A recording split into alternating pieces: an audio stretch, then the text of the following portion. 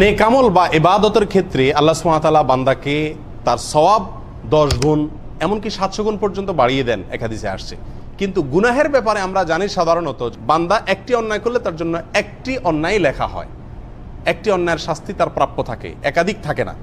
সওয়াবের ক্ষেত্রে আল্লাহ তাআলা বাড়িয়ে দেন, এটা বান্দার প্রতি আল্লাহ সুবহানাহু ওয়া তাআলা যে আরহামুর রাহিমিন তার প্রমাণ।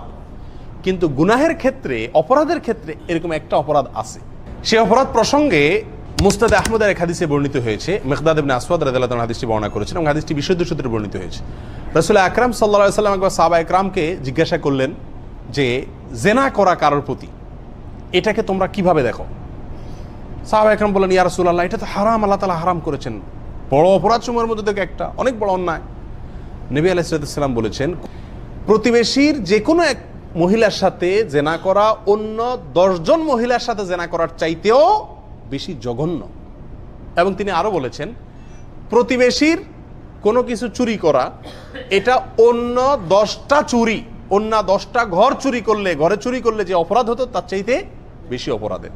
এভাবে নবী আলাইহিস সালাম দুটি পয়েন্ট শুধু বলেছেন, জেনা আর চুরির কথা। এভাবে আমরা যদি অন্যগুলাকে এর সাথে মিলায় নেই, প্রতিবেশীরকে কষ্ট দিলাম, তাহলে অন্য 10 জন মানুষকে কষ্ট দেওয়ার চাইতে বেশি অপরাধ। এভাবে অন্যগুলাকে আমরা মিলিয়ে নিতে পারি।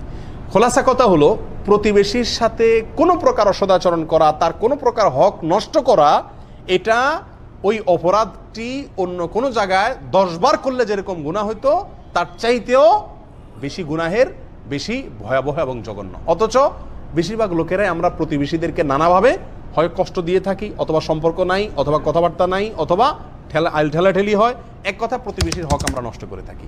প্রিয় বন্ধুগণ, এই জন্য এই গুনাহের ব্যাপারে আমাদের খুব বেশি সচেতন থাকা উচিত, খুব বেশি সাবধান থাকা উচিত যে আমার দ্বারায় প্রতিবেশী বা আমার আশেপাশে যারা থাকেন, প্রতিবেশী বলতে আমার স্থায়ী প্রতিবেশী হওয়া কোনো জরুরি না। আমি এক জায়গায় ভাড়া আছি, আমার পাশের ভাড়াটিয়া, পাশের ফ্ল্যাট আলা, সে আমার প্রতিবেশী।